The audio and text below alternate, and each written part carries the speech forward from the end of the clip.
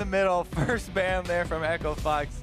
A lot of people definitely agree with that one. Huhi, kind of the iconic champion for this player. Now, taking away Aurelion Sol, though, does not cut off that play style from Huhi. He still likes to roam, still likes to push up his lane and go affect other lanes really early on in the game. And we saw a great level 4 roam with Syndra in on game to the top lane, so certainly can do it there. Kennen on the block though, the other ban's for Echo Fox, and Zach Elise with maybe even one more jungler to get taken away here as well. Could possibly be, yes. The Taliyah's been super popular as well, and that's another one that you know, Huhi and CLG could use for roaming. Doesn't find herself in the ban phase. But again, first pick Kennen here. Looper, your boy, gonna be looking at some split pushing rather than that team fight coordination. So maybe they won't have to work around better coordinating teleports or better coordinating initiations, have Looper in the split push. Sometimes though, especially in North America, we've seen a lot of the Kennens fail by not sticking as a team to that strategy. If you're drafting for split pushing, try and use split pushing in the middle of the game to gain your advantages. Well, there's Galio and Varus on the CLG side, so a very standard top laner here for Darshan. Could, of course, be flexed to a multitude of positions. We've seen Galio mid in the NA LCS, and globally, Galio support has also shown up as well, but it's just such a good first pick. Yeah, I really like how people have been super willing to first pick Galio, not only because, yeah, the champion's super strong right now, but the flexibility of the champion and the possibility of still putting him either into the mid lane or technically support lane as well, as far as the top lane. But there's the Taliyah that we're looking for, and it is a bit of a takeaway here. Echo Fox nabbing that before Huhi can get his hands on it, and maybe they're looking to play a similar game here, right? The Taliyah can not only shove the wave, but can match any type of roaming that Huhi wants to go for. Yeah, and there's Ivern also for Grigne. So again, maybe going towards more of the supportive style junglers, and Bard for Aphromoo. So he'll be back to a playmaker, and one of my favorites to watch him on. Exactly, Pastry. You were right about it in the intro. He's an Ivern player. Grigne may be a little bit more adept at Ivern. These types of champions are very different from the style that we're used to seeing from Acadian. So it might just be that specifically. I still am hoping that there's more to it than just the champion selection though, and the actual strategy that they want to pull off early. We'll take a look because I am very curious about early Ivern routes. I put a lot of games on that champion, so we'll take a look. Meanwhile though, a lot of cheers went up from the audience as far as the Bard lock-in from Aphromoo. One of the 2 supports that we have seen him really just outclass so far here in his role in the North American LCS. Very big playmaking abilities. You'll remember that play last week where he not only saved Darshan from a 2v1 dive, but got a counter kill for himself as well. Made it look so easy as Thresh and Ashe actually CLG's phase 2 ban, so actually taking a complete bottom lane away, trying to set themselves up as best they can in their 2v2. On the Echo Fox side, we started with Syndra, and we'll maybe have one more mid lane ban to come, just protecting that Taliyah pick from Froggen. All right.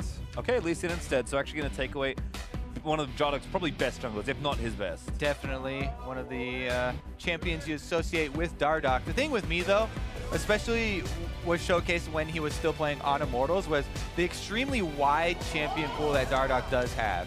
Even though you really associate the Lee Sin with him, they would often leave his jungle picks till the second round. Don't even care if he gets like 5 jungle bans dropped into him, and he would pull things out like that Warwick he was hovering. You know, this time around though will be the Rengar, and Rengar following up on Bard initiations is definitely a thing of beauty, especially if that Rengar's got a Galio coming down on top of his head with the damage reduction. All right, so there's actually a Lucian lock-in. Keith flicked between Twitch and Urgot, having some fun, but actually does decide on Lucian. I assume that's Lucian bot lane. Yeah, I assume as well, You because the never know. Taliyah is there, and you know, recently there've been a lot of tweets, and Double If was streaming some AD carry Taliyah or you know, bottom lane Taliyah. I don't think that's the case, and it looks like Keith is off Ashe duty for good now. He got banned. Got to play some Xayah, yeah, forced off of it, and he will get to pilot the Lucian with double shields at his back. So Echo Fox putting extra faith here into Keith on the Lucian, very mobile AD carry, and I do like when he's paired with things like the Taliyah that have a lot of good zone control, and Lucian can really move fluidly through that zone. Yeah, I've always kind of seen these double shield comps as wanting to be, have a lot of fluidity to them and skirmish a lot. If you've got Kennen, you can do that with. You've got a Lucian, and Taliyah kind of bridges that all together. Last pick though for CLG is Ahri, so Really standard stuff here for Huhi, but again, he's shown up on this champion so many times, and people generally play very safe into a pick like Taliyah. And one of the things I like about both these mid laners this split actually is that they've been willing to show that not only are they very good at these champions, but they're willing to play meta champions. And there were some slight nerfs to Ahri on this patch. It was just a little bit of the AP scaling was moved over to the E, to the charm. So just basically the changes made it more important for you to land that charm when you're going for assassinations.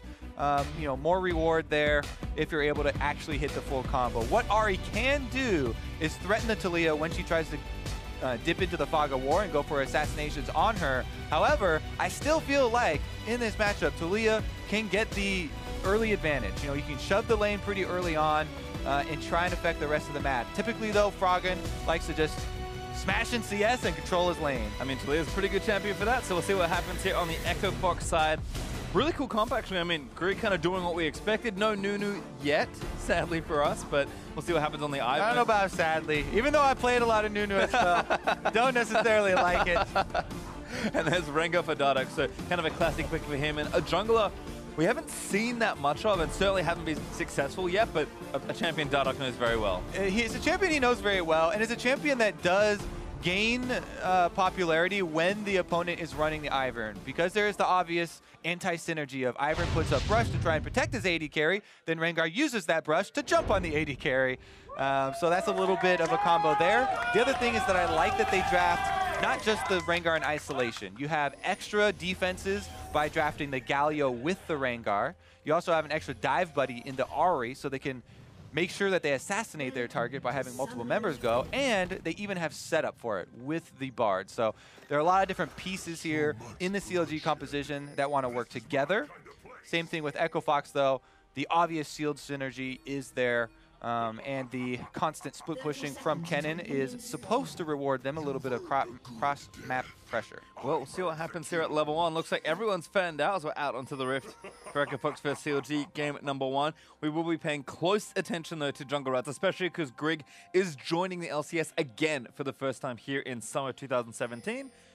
And like you said, Kirby, you can do so many different things with Ivern as far as routing goes, and even little things I feel like make a pretty big difference to the early game. Yeah, and Grigne is the guy that's been with the Echo Fox organization for a while. He's subbed in previously to their LCS team. You know, he's been practicing with the squad for quite a long time. And as they said, they just wanted to try a different sort of strategy here. So let's see if he has any adaptation here on the early Ivern route. He's warding his own blue to make sure that Dardoch doesn't go for the initiative as far as counter jungling. Because oftentimes, one of your answers to Ivern and Ivern's counter jungling, ooh, he hasn't gotten to take away a small raptor. Dardoch did a good job landing his last hit so that he got all of his raptors, even though Luke was looking for the harass. One of the strategies against Ivern is to get the jump on him. You know, go for the counter jungling before he can counter jungle you kind of mentality. But Grigne is actually going to use his first smite on the raptors, then traverse over back to this blue side, channel these camps to prep them all. I would expect an early back from him as well, because it does take quite a lot of mana after the recent nerf to channel camps now for Ivern. So we're going to have the kind of delayed full clear, I guess. Yeah, for some pretty easy math, I believe it was 25% before, now it's 33% of total health and mana. So we'll see if Grigne is going to be healthy enough. Looks like he's wandering back down towards a red, which he also marked as well. Yeah, so he's going to do the red, then clear the entire blue quadrant. That would make him end up by Kennen.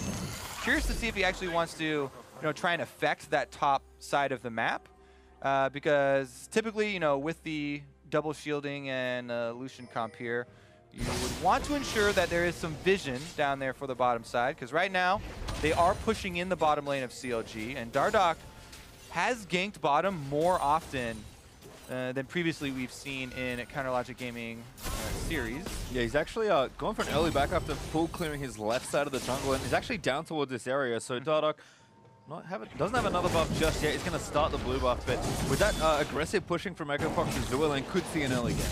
Definitely is true. Ivern, meanwhile, is going to go for a mid lane gank here. Quite the path here. Brushmaker already put up now. Huhi knows something's the problem. Broccoli is going to hit actually. Great land as Froggen. He's going to move him for the rest of the damage. Grigne gets a bit of brush. Froggen tries to get the shove. Does not connect onto Huhi though. Really nice shot there from Grigne to get the summoner out of Huhi. and close to getting the kill as well. If that seismic shove lands, that is a dead Huhi. So effective gank nonetheless.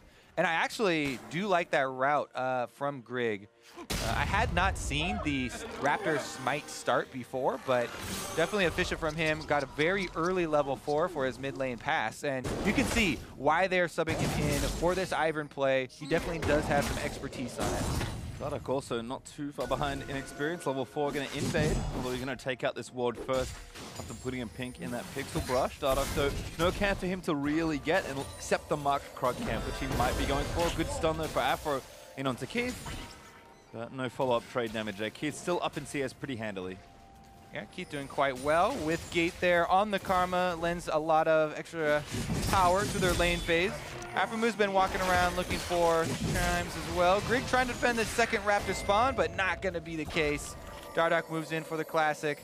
4.5 minutes around there. Second spawn on Raptors. Big value taken away as so much experience was moved into that camp. Yeah, Huhi actually took the big one, so I think he got the brunt of it there. See if he can help him out in the mid lane at all.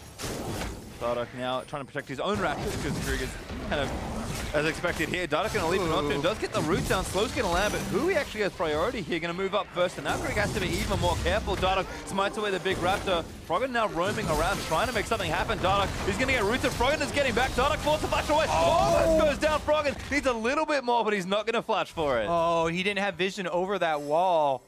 And no trinket wards available for either member of Fox, so they couldn't get that vision to make sure that his flash would secure the kill. But if Froggen had blindly flashed over, would have been able to get one more hit onto Dardoch. Man, that was incredibly close. And when Ivern is channeling a jungle camp in your face like that, either it's a very new Ivern player or he's trying to bait you, because Ivern cannot counter jungle unless he's able to complete that channel, and it's easily interruptible. All you have to do is, tag him with anything. One auto attack will do it. And Dardoch was baited in a little bit there. Oh, the Froggen now trying to get a trade back. Huhi low on mana. Did hit the Charmer to Froggen for that nice initial trade, but Froggen actually up NCS and counting after Grig's early pressure on the Ivern gank at level 4. Froggen now going to go back. They've actually both got double Dorans here, so pretty heavy lane investments early on. Yeah, and a lot of action here with 0 kills, but definitely a lot of confrontation going on early. Meanwhile, in the bottom lane, Keith is massaging his little lead. There's a lot of minions here still for Stixxay to pick up, so he could even it up pretty closely. But it really does depend on how well they can see us under turrets. You can see again, Wave just shoving through, but that cannon's going to push that all the way over. Yeah, Kennen should not die to any of the ranged minion damage, so it'll be an easy pickup there for Stixxay. Happy to collect. Going to hold some of the minions back as well, but should be pretty straightforward. Sometimes tricky to last hit with Barb, but Fox going to go back instead. Bilgewater Cutlass now finished up there for Keith, so we'll be going for that Blade of the Ruin thing first. All right, remember it's also an Infernal Drake spawn in this game, so as exciting and as much confrontation as we have seen early on, I do not expect it to be a slow mid-game either. Infernal Drake definitely causes a lot more focus on the bottom half of the map, even with Rift Herald added to the game, post 10 minutes, adding some sort of objective presence on the top side of the map. Right now, though, post level 6, Ahri starts to feel a lot better about the assassination potential onto Taliyah. So Froggen, while still wanting to shove the wave, does have to worry about, level 6 Rengar plus level 6 Ahri.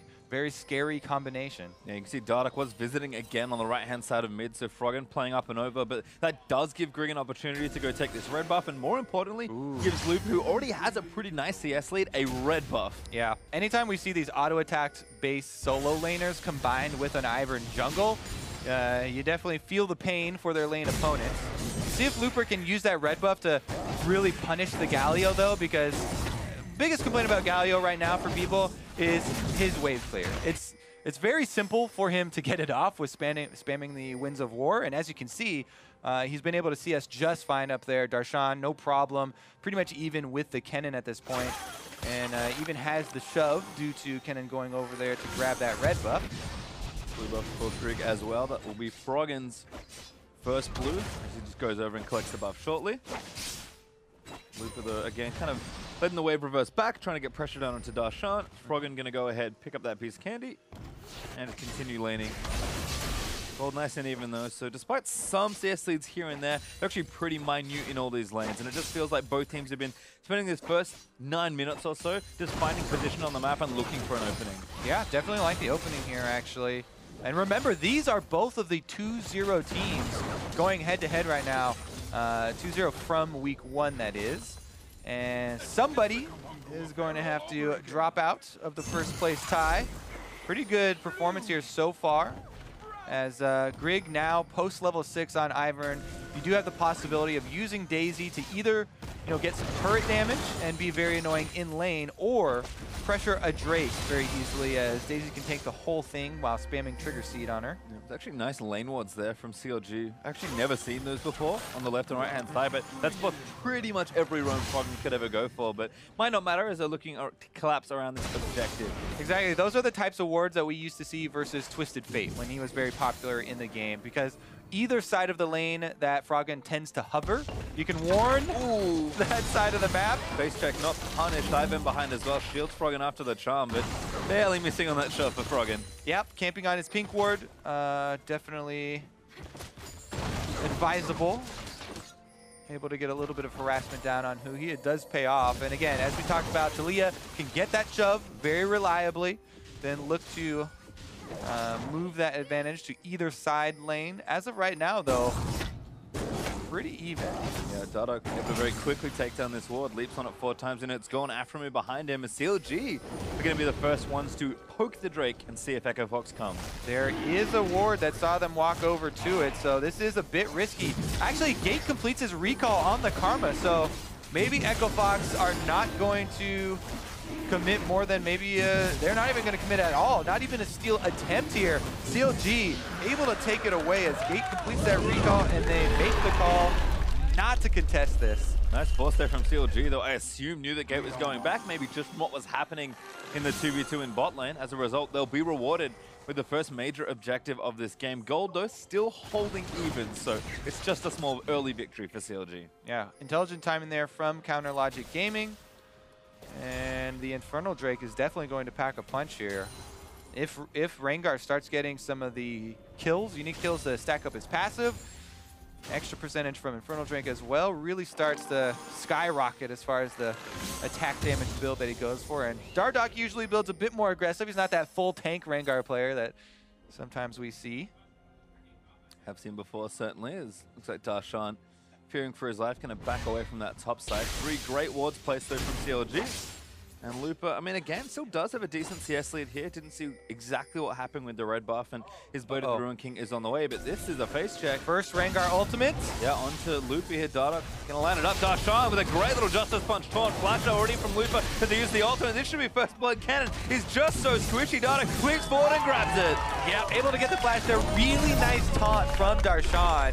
Covers such a wide distance. Looper can't get out of that area. And not only is that first blood, but it's going to be a lot of damage on the turret. Now, Looper gets up in 15 seconds and his teleport is ready, but you don't want to teleport back in and die again. So this is probably going to be first turret gold. Froggen's trying to save it, but it's level 1 Taliyah ulti now just reaching to that lane, and that's too late. Great push from CLG. And again, they already got the Drake, so what can Fox possibly trade? Super, super clean opening here from Counter Logic Gaming.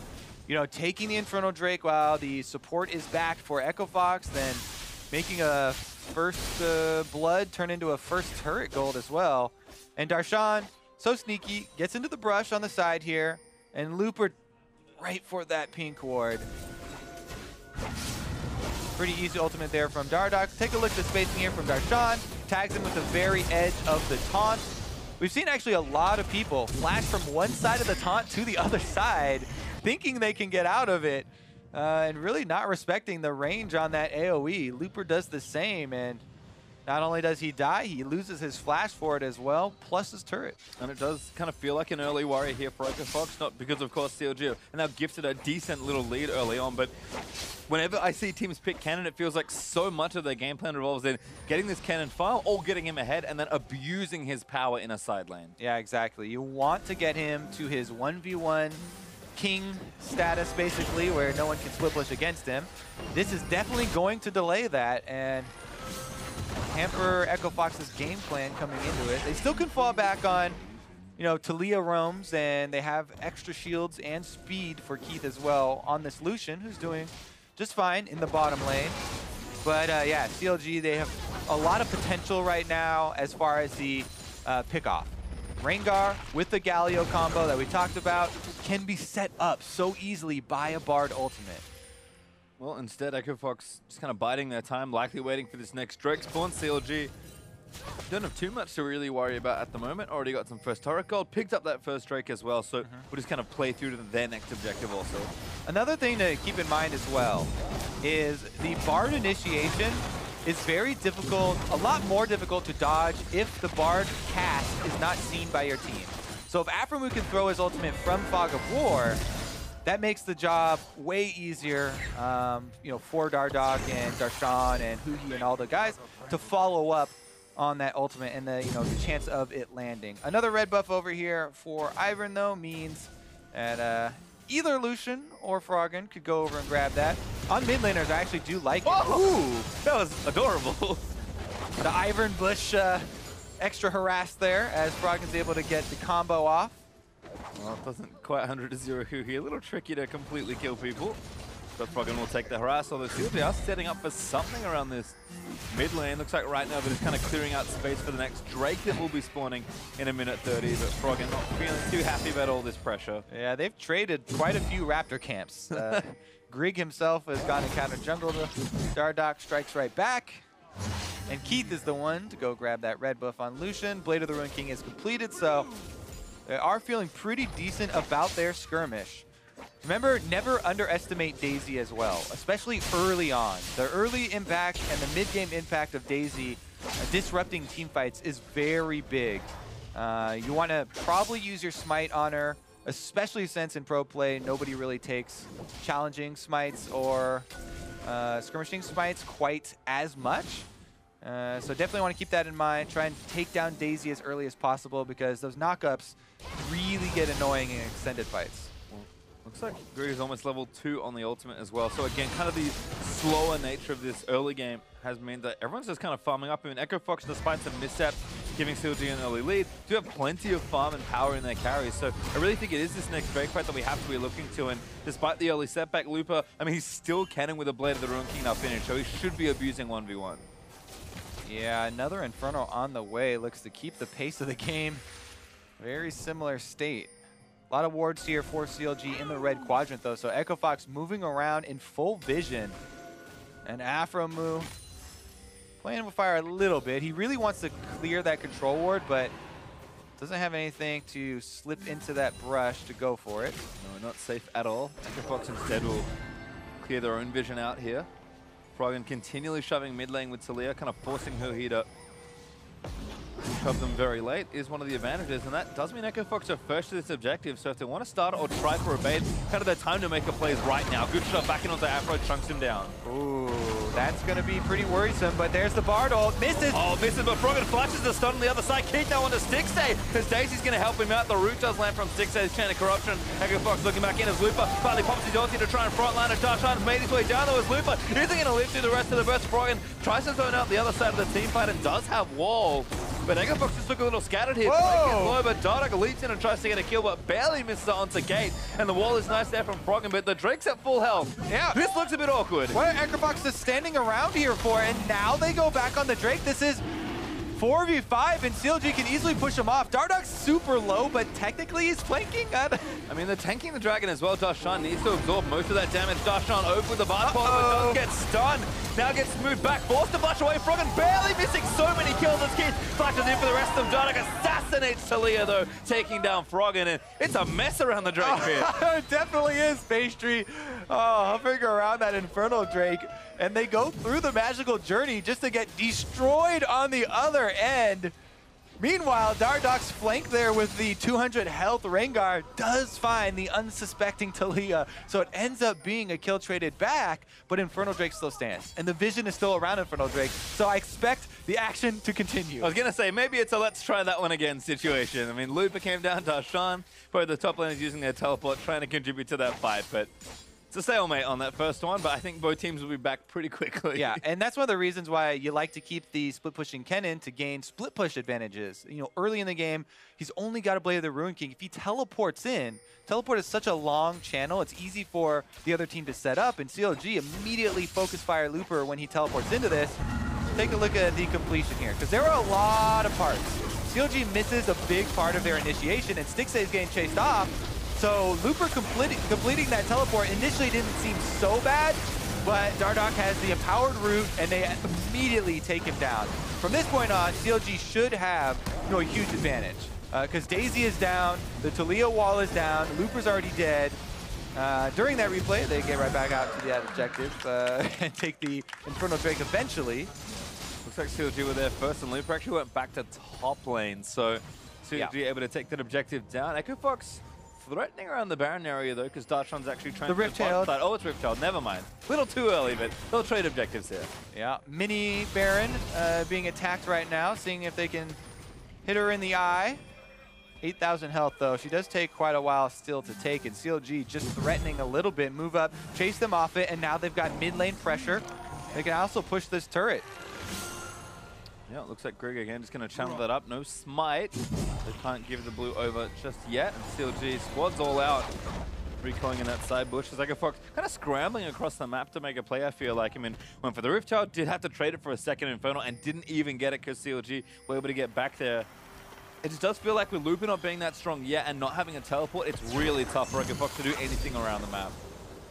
Definitely options kind of wasting away here for Echo Fox. 2 Infernal Drakes stacked up on top of the gold lead for Counter Logic Gaming. And they were missing a lot of their initiation in those last fights as well. You know, they did get summoners out of it. Both Froggen and Keith, the main carries here, don't have flashes available for the next Bard ultimate. So Aphromoo is 100% got his eyes on Froggen and Keith as far as his next targets. And Froggen actually definitely going to be on the receiving end. Yeah, he's got his eyes on the dual lane, but he's 1v2 right now, trying to cut this one out. Aphromoo still with the ulti, but doesn't throw it. Redemption, though. We're going to keep Froggen safe about like a screen and a half away. Redemption almost able to heal up all that bar damage. Not too bad there.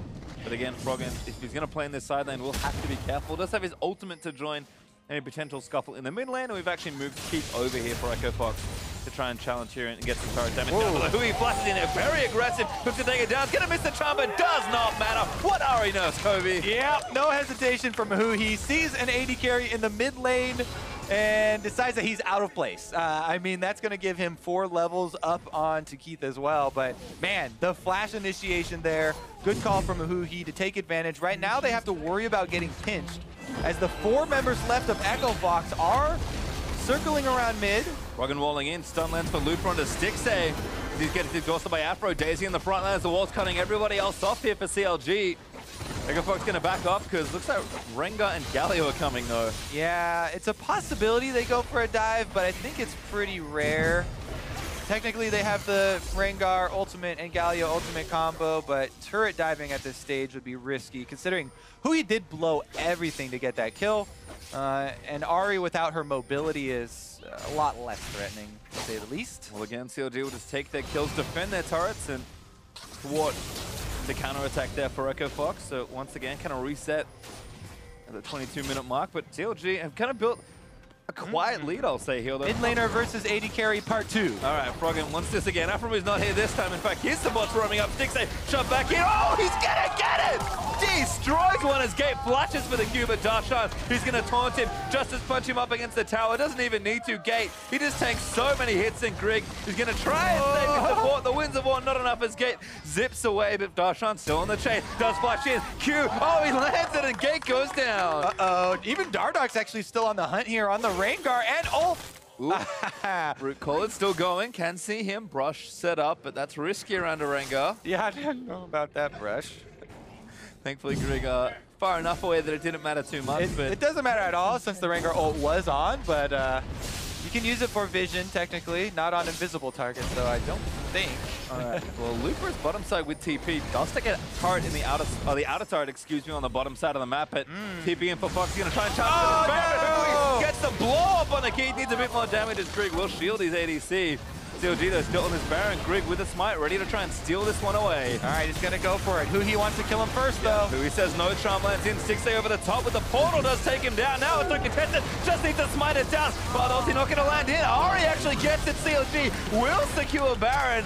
But Lupa does take down Aphromoo, and there's a double kill for the Kennen. So even though CLG got that Baron, we've seen quite a few early smites from Dardoch, and I think I saw 78 health or something like that left on the Baron, and thankfully for CLG, you know, Huhi was able to get that last hit, but that's pretty scary considering the other smite was down. You know, FOX had already lost Grigne, and in the end, CLG got the Baron, and now they'll be able to push as soon as Dardoch and Aphromoo are back up.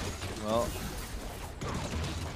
interesting challenge there for CLG. It's kind of forcing Fox around the area, but kind of well set up despite maybe the messy smite. And look at this. Really good screening here from Huhi. He chunks out the AD carry, so FOX, at this point, not only do they have half their members coming from base, but they also barely even have pressure from Keith because he's almost dead, and it really makes this collapse onto the jungler easy. After this, though, things start to get a bit scary. There is a Bard ultimate on both members of FOX, plus the smite is already down, so, you know, there's 0 damage coming from FOX. Still, though, for Huhi to get the last hit, I believe, on that Baron, definitely a little bit worrisome. Yeah, I mean, it could have been a stray rock here, maybe. Something could have happened. Keith, I think, was dead, so no bullets flying through on the other side, but yeah, definitely a little risky there for CLG at the end, despite how well they set that up, but all in the past now, Kobe. They got 2 minutes left of Baron buff to play with. All right, let's look to the future then, because CLG could go for the initiation. Looking for it now. That's a blow up on a Grigne. Dardoch gets credit for that kill. CLG now 5v4, shoving with the Baron, looking to take the mid, outer, and more Keith. Getting aggressed on by Huhi, who dives forward with a Spirit Rush. But again, still playing it safe. Dardoch with the ulti, looking for an opening. Ulti's still on for a little bit longer, but they're going to back off anyway and just take the Drake instead. Now this is going to be a gold lead, very sizable gold lead at that, plus triple Drake advantage and Baron buff plus map presence. So CLG with all of the tools right now, even though FOX are pushing mid lane, oh, they're collapsing. I don't fancy this at all. FOX so far forward. Keith gonna be the first target stunned. He's barely gonna miss, but Huhi does get the first kill out onto gate. Lupa running interference for his team, but FOX got so greedy there. Looks like they're also sending Darshan back down to take out the bottom turret. So CLG defend their mid turret, get the extra kill, and still press the objective. He is 3v1 right now. Though his team's pretty close behind him. Grigne gonna get caught by Dardoch, who leaps in onto it. Bottom turret goes down as Darshan is able to pick that one up here. I mean, mid-outer still standing, but Darshan is doing work, and he can fly it with the ulti at any time. Looks like Keith and Froggen can now try and put a stop to this. Yeah, CLG are, you know, rotating over to secure the escape here for Darshan, but they should definitely go back and spend all that money. They got quite a bit off of that last couple of plays that they were able to pull off. And after they purchase, it'll be a huge advantage that they're bringing to town. Yeah, had about 5,000 gold in the bank, which is almost their entire gold lead, so gonna go back and spend that as Aphro, once again, out of vision on the Bard. Yeah, standing on that control ward makes hitting that Bard ultimate really, really easy. Successful use there, they get the quick kill, and the objective afterwards. Bottom turret went down, still a couple of them standing in the middle here for them to start sieging up. Yeah, map not quite as open as maybe CLG would like it when they had the Baron, but still get the turrets that they need. Continue just doing damage here and leveraging all that gold. And as much as we like to point to, oh yeah, it's a, you know, another one of these games where we see a team not being able to utilize their Kennen split pusher for split pushing advantages, CLG had drafted quite a few tools to pick people off, right?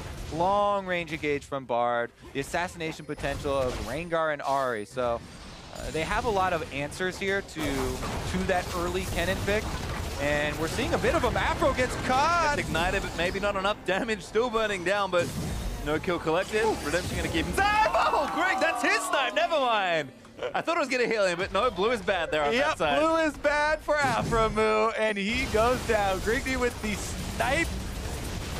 Here we go, though, on the bottom side. Huhi able to take care of that inhibitor turret. Teleport from Darshan as well. The big force from CLG, 2v2 in the bot side right now. Both of FOX's carries trying to fight them. Froggen, though, is going to get dumped by Huhi. Needs to just keep cutting back gate. here as well. So there are the shields on strict. Darshan's ulti, not enough to keep him alive, but does look up Keita's Dardoch. Alley-oops for the kill. CLG there, first to the area. Grigne ulted up by Stixxay, getting a taunted chain there as well. And there's a Dardoch with the double. Still going for more. Leaps in on to get, roots him down as he gets shoved back by Froggen. Darshan now with the taunt is able to take the next one. And this inhibitor's going down. And Lupa, he's trying to get some work back done, but TP's going to be awfully late here as CLG trying to end the game. Froggen getting it left on, taken down by Dardoch, who gets himself a quadra kill before going down. And Lupa now the only one left. All right, Looper, 1 versus 2. He's going in on Stixxay. Oh, leaps in there, does get taunted up, but Stixxay still firing away. AD Kennen ulti doesn't do much damage. There's the ace from Darshan. And everybody's dead, but CLG death timers are 5 seconds on Keith, few more on Grigne, so they're gonna back out and not risk any more staying around. I mean, I like it when we see restraint from teams around the Nexus turrets, because Nexus turrets give you the least amount of golden experience of any turret in the game. So unless you're actually gonna finish the Nexus, I never advise sticking around for those turrets, right? People will often die for them, and you're just like, we barely got any advantage off that. Unless you're really going to have someone like backdoor as far as teleporting or something. Regardless though, Huhi again goes for one of those flash plays on Ahri. This time, Froggen able to juke just barely. Because he kites back on a couple of ticks of health there though, they get a very good heroic entrance. Darshan does catch Keith, who went for that kill and allowed CLG to finish up that inhibitor.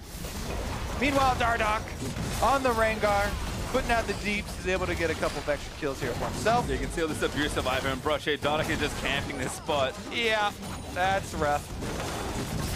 God, I can't believe you left all the way there. Picks up the quadra on the Froggen, but like you said, CLG, a bit of restraint there at the end. Already got so much off of that play in the bot lane. So again, back away, reset the situation, and maybe look to Baron in 20 seconds or the Infernal Drake following a minute after. Stixxay, Varus stats coming up. This game hasn't died, so Infinity, KDA, no problem. Technically, that's not how we set that stat, but I'll divide by 0, no problem. I can do it. You may be the only person that can. As CLG back towards the Baron. A lot of work. After taking that tier 2 in top lane. Very impressive, certainly, from Kobe. CLG gonna look equally so. Well, maybe not quite. Fighting Weather is pretty impressive. But he's gonna take a Baron nonetheless. Almost up 10,000 gold, and again, EpicSkillshot have almost no base left to defend. Yeah, and so this game is pretty much a foregone conclusion, but let's talk about what this really means for CounterLogic Gaming, because their opener was very impressive, right? Though the one thing you could definitely level at CLG in the opening weeks, even though they had 2-0, Dardoch did not have a very good performance, and they also had pretty lackluster macro game. They won actually a lot of their games through brute force team fighting and combos with Rakan or Bard. This time around, the macro game was also cleaned up. Very good control of the Baron area after they got their leads. Plus, Dardoch on Rengar, showing that he still has it in him to absolutely go off. People didn't really doubt that. You know, they were like, okay, you know, he had a bad opening week. What will CLG look like with a Dardoch who does pop off? And this is apparently it, as he's gotten the Rengar. And now they've got the Drake spawns are actually pretty crazy here for CLG as they get another Infernal just to add a little bit more power to their final push. Yeah, you like this build from Dardoch? He's basically talent at this point. Just building 3 lethality items in a row. Did we say at the beginning, you know, Dardoch is not a tank Rengar? And this is the one you like to see. Going for the assassinations, they are ahead, and they do have the Drakes to back up this build. Certainly do. Dardoch with an immense amount of strength at this stage of the game. And it is nice. I mean, it's sad for Aphromoo fans when it's not ridiculous highlight after ridiculous highlight, but always a good thing for the overall look of CLG as a team. Aphromoo isn't every single highlight in a single game, and Dardoch is shown up certainly as well. Spread the love around. Team game here, boys. All right, so next step is... Team game here. Rengar got a quadra kill and Aphromoo is going up on Bard. Yeah, totally a team game. Take turns. All right, CLG with the Baron buff. They actually have okay deep vision. I don't see any reason for EpicSkillshot to actually step outside their base, but regardless, CLG coming to close the loop here as they push in all lanes at once. Dardoch's going to speed up a little bit the bottom lane. I think they'll wait for him to actually come around and maybe flank even from the backside here with his Rengar ultimate. Does have one more wave to push in from the bottom side before they really pressure onto these inhibitor turrets, though. Yep, was kind of that first Baron that got CLG to this state. Now this second one, very much looking to seal the game. Good shot from Froggen. Needs to get a pick here for FOX to really keep afloat, but feels like Huhi's got all his tools ready to pick off a carry out of position. And he's been so quick to jump on people when they've been out of position or just using cooldowns they shouldn't be using. Yeah, definitely true. Like how he was able to abuse his advantages. Now the Ivern brush is going to make it a little bit more annoying to go for this. Now they time out and Baron buff will take care of it. Extra pressure here. Dardoch rotating up from the bottom lane to help Huhi. And that's a lot of assassination potential here for the Taliyah. Froggen has to be a bit careful. Darshan has flash, Dardoch has flash, Huhi has flash. Well, the start actually just going to get kind of muscled on by CLG. They will take it down as Darshan taunts in the front lines to keep it safe. Daisy already popped as well. Darshan not quite going to dodge the knockup, but very tanky with the 3 items finish. Yeah, watch the cooldown on his taunt. Next time it is up, he could very easily go for the taunt flash. We've seen it catch a lot of people off guard still, even with how popular Galio is. Bard ultimate at the ready. Lucy again is going to push forward. Look for this mid in here. Spot's already open. Dardoch actually gets shoved back in the bottle. It's going to disengage the fight. Only gets Daisy and Gate though. Nice move there from Froggen to get a chunk on one of the key DPS members. You know, we talked about Dardoch going full offensive build. Froggen able to punish him a little bit and buy his team some time, which is operation #1 here for FOX. Buy themselves some time. And CLG have actually just kind of backed off after that, again showing similar restraint to they did after taking that bot in. Him not wanting to press the advantage too far, but does delay the game by quite a bit more, and there's nothing to really take off the map right now, but a significantly smaller Baron power play for CLG, kind of amassed all the lead they'll need in this game. Exactly. 10,000 gold, 3 Infernal Drakes, and a Mountain Drake. Seems like pretty sufficient lead to end a game. See if they go for the exposed inhibitors next.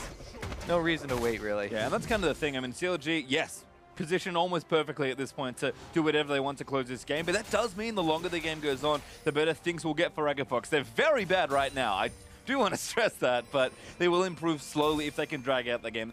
The big question being, I just don't think they can from this stage. Yeah, we'll see if FOX, because you can still put, you know, hopes on everybody camping a control ward or something, right? You know, trying to sideswipe somebody, get a 5v1 insta-kill, and buy yourself a little bit more time. Then, you know, try and get another kill through the jungle, pick somebody off. You have to think just basically one step at a time. And #1 step is usually looking for sneak plays, using Fog of War. Froggen right now is looking for one of them. They're trying to use Keith as bait at the moment. Good sense there from Aphromoo. Now Dardoch actually just insta goes for it. Aphromoo looks for the ulti, gets the Banshee's Veil only, but now Dardoch, oh my god, crits Froggen's face off as Dardoch still diving through Darshan. Now gonna make the flash happen, looks to taunt in, does get Grigne after flashing in. Huhi tries to follow up, but Ivern's gonna flash out of the way. Darshan though, just a juggernaut in the front line, will not be taken down. It's buying time for the rest of CLG. Dardoch goes aggressive onto Looper as Stixxay lands the ulti to combo in. That's going to be enough space for that inhib #1 now moving over to mid lane. Holy moly. Duskblade, full lethality, Rengar coming through here, absolutely annihilating a mid laner. And CLG are going to use that one to push in on Nexus. 3 hits for Dardoch. The first 2 are crits, to be fair. I believe the first one's guaranteed. So got 1 to follow up with, but my goodness, poor Froggen dead still for 15 more seconds. Taunt, you know, the guitar. Darshan actually gets the kill as Dardoch gets the ulti up again, and Looper, yeah, he knows what that means. Run far away from the Rengar, but Dardoch is going to chase him down, goes back in again, gets yet another kill, just demolishing the back of FOX, and that's going to be game. Nexus exposed, and CLG in style take game #1.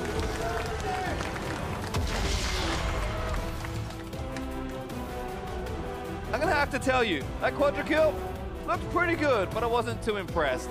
Those last moments are very impressive to me. Dardoch just taking over with the Rengar. CLG also, really good start to this game, because it kind of went under the radar, but the timing of going for the first Infernal Drake, then immediately after, top lane play where Darshan sneaks into the brush, and they combo with the Rengar ultimate to get everything rolling. That was really the start of it. That first blood on the top lane, able to take down Looper, talked about it so much with Kennen, split push. They did two things with that gank. They slowed down the Kennen scaling, not going to be able to get to, you know, the hyper scaling late game split push, plus they got Dardoch off the ground. Well, certainly more than off the ground was flying by the end of that game. For a deeper dive into that CLG win, let's check in with Rube and our analysts. Thank you very much, gentlemen. And starting things off with a bang for CounterLogic Gaming. They come out very strong here, and in the top lane, they take down Looper, and it seemed to cascade across the map really throughout the game for Echo Fox. Yeah, and I think when you look at Echo Fox's team comp, it's one where you have to kind of be proactive. You have the Kennen counterpick into the Galio. You have the Taliyah to get up there and hopefully start snowballing that champion. And that was something that, with Echo Fox, has been something that's been a bit of a struggle, is getting Froggen out late, and especially without Acadian, you know, being there as the other playmaker in the early game. Grigne had a lot of shoes to fill, and it did feel like he kind of came up short. All kinds of shoes to fill. But I definitely agree. I mean, that's always been one of the criticisms of Froggen, is that, yes, he's very good in lane, but where does he take that? Like, where does he actually extend that lead around the map? And he wasn't really being proactive on Taliyah. You know, Grigne, I think, you know, he had a solid game. He was okay, but it's like Ivern is not really that playmaker that's going to snowball lanes by themselves, and you need to see this team making moves, because this is not like a protect the Twitch type comp. It's a protect the Lucian, which is much more mid-game, early game focused, and it just felt like old Echo Fox, where they're sitting back and kind of just not making things happen. And we actually see that in our first replay, a 17-minute dragon fight here, 2 for 1, and it was quite messy because they get control with this wall after throwing a few things down, and then wait, then take dragon damage, and the fight goes. I mean, to be fair, it wasn't super clean on the side of CLG either. They get this nice pickoff right away onto Looper. Blows a lot of resources to be able to do it. Froggen's going to wall out the rest of CLG and let like the dragon situation entirely reset. But with CLG having a man advantage after this, you think that they should be fine to kind of slow play it, work their way back in the dragon pit. Huhi's relatively healthy, your frontliner Darshan's relatively healthy, and instead Dardoch starts wrapping around and makes this kind of a sketchy situation. Yeah, and I mean, this is actually, even though it ended up working out for Dardoch coming over here and picking off Froggen, ever so slightly, it's still not really a play I think he should be going for. Ooh. Like flanking with like 10% HP. I mean, if he's spotted there, if there is a ward there at all, Froggen kills him for free, and that situation can go bad. And that dragon was so important because the early game was relatively slow. CLG had already picked up the first Infernal, and if you give up a second, like that's such a big advantage against a team that has 2 assassins with the Rengar and the Ahri. Yeah, I think that's the big thing, is that CLG was kind of already ahead. This situation went 1 for 1, and then when they reset, Echo Fox kind of gave it up. They had Looper go back topside and gave another Infernal Dragon over. And like you were saying, this is a mid-game spiking team. You're now down 2 of the best team-fighting dragons with a comp that probably doesn't team-fight as well either, especially with how fed Dardoch started to get. And speaking about the top lane, our next replay, 22-30, Fox losing 2-0 in this top lane skirmish that comes about as we see Froggen heading towards the top, and this was a bit of miscommunication as well, and this 1v1 wasn't going well for Froggen to start. I mean, it was going pretty well to start, but Stixxay had a really nice outplay. You know, the flash aside, avoid that last hit of the Q, and then this is just like an overchase. This is one of those things where you're frustrated that you didn't get the initial kill. Gate desperately wants to finish it, but walking up near that turret with a Galio there, you can get CC'd so easily by the turret. He takes like 3-4 turret shots, allows a second kill to come in through. And the big thing, too, is that right before this, Huhi had made a pick off in the mid lane with the Ahri, a little bit better of an independent playmaking champion, something that Froggen can do. We've seen him on things like Lissandra and Ahri over his career make a lot of plays. The Taliyah pick not working out for him on the 1v1 side lane pickoff, didn't get out of lane and snowball to Kennen, so the pick did not make too much sense for how that we generally think this team wants to play, where the jungler and the mid laner have a lot of playmaking independent, and this is not a comp that does that. Yeah, and I mean, while the damage graph is not always telling of a game, like when you're running essentially like a comp that is very dependent on your AD carry being able to get a lot of damage out on the fight, you have Karma, you have Ivern, you know, Taliyah is not going to just like solo through a fight, neither is the Kennen. Obviously, they still can be big contributors. Keith had a lot of trouble getting involved because Caitlyn was banned out. He's playing a relatively short-range AD carry against some pretty dangerous components. You know, the Galio, obviously, if you get taunted up there, you're probably going to die. If you get charmed, you're probably going to die. If this fed Rengar gets on you, you're probably going to die. So it's like, it's rough. But he only got 8,000 damage out, right? Like, if your AD carry is not able to be successful in a composition like this, I don't think that your team is going to win. So I think a lot of this, you know, kind of went sour in the draft. Like, I'm personally not a fan of the Protect the Lucian type comps, like Caitlyn, which was banned out, but there's still Twitch, there's still Kog'Maw, there's champions like this, and you don't have to play that sort of comp. But if you are going to, I think you need a better team fighting AD carry, like a better hyper carry. Right, and I want to touch on it before we go to break. The game's obviously not on Grigne, but coming into the team, what are our thoughts what can he do better, or what can they utilize him to do better? I mean, it's a little bit of a question mark still because Ivern is a relatively unique pick in the meta. Pretty much the only like support style one there is a Nunu, but he has a lot of different jungling patterns, and he didn't look bad. Like we said, Grigne was able to. He almost turned a couple ganks, got some summoner trades,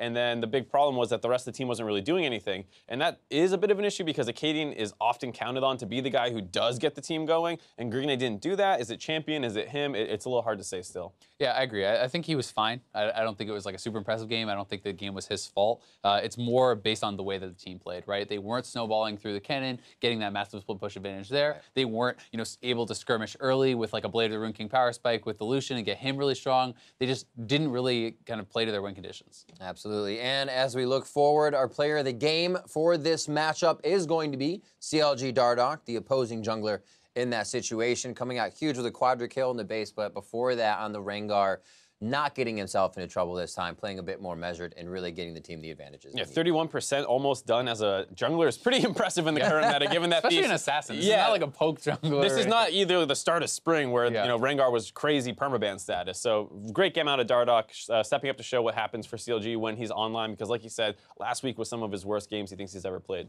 And it's really important for CLG and for CLG fans because these are the kind of games that they were hoping for when they picked up Dardoch. And if he can play like this and the rest of the team can play as well as they have been playing, they're a championship contender team.